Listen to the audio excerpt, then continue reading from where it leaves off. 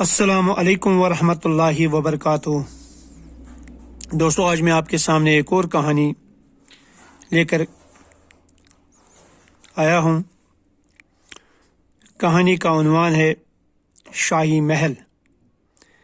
एक बादशाह ने अपने लिए बहुत बड़ा एक शाही महल बनवाया और जब वो बनकर तैयार हो गया तो एक दावत आम करके अपने दोस्त व अहबाब को बुलाया और खाना खिलाने के बाद सबसे कहा कि इस महल को देखो और जिससे भी इसमें कुछ ऐब नजर आए वो हमें बताए। चनाचे सब ने इस महल को देखा और सभी ने तारीफ की और बताया कि यह महल हर लिहाज से मुकम्मल है और इसमें कोई ऐब नहीं है। इन्हीं लोगों में एक मर्द हक भी बैठा हुआ था। बादशाह ने जब इसे पूछा,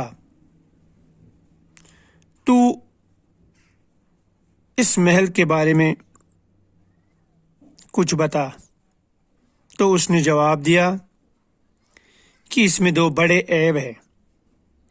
बादशाह ने हैरान होकर पूछा कि वो कौन से दो ऐब हैं, तो इस मर्द हक ने बताया कि एक ऐब ये है कि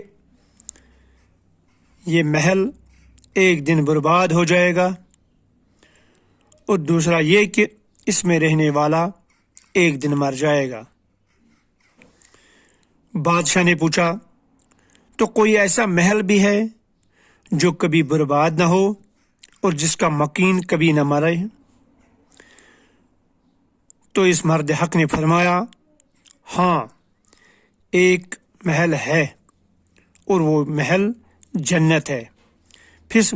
फिर इस मर्द हक ने जन्नत की तरगीब और जहन्नम की तखवीफ में एक ऐसा वाज फरमाया कि बादशाह रोने लगा और हुकूमत से किनारा कुश होकर अल्लाह अल्लाह करने लगा।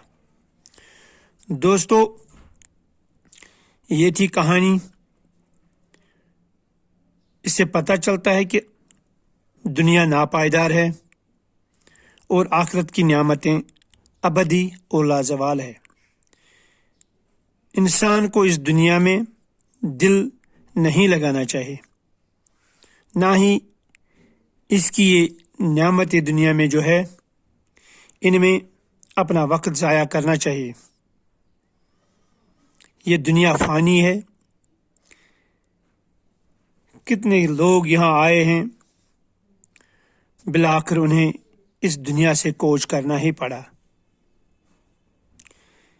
इसलिए दोस्तों, हमें भी ये याद रखना है, ये जो हम दुनिया के पीछे पड़े हैं और आखिरत को भूल गए हैं, ये हमारे लिए नुकसानदेह है।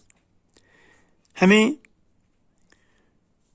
दुनिया भी उस हद तक चाहिए कि हम आखिरत से गाफिल न हो जाए। बाकी वस्सलाम।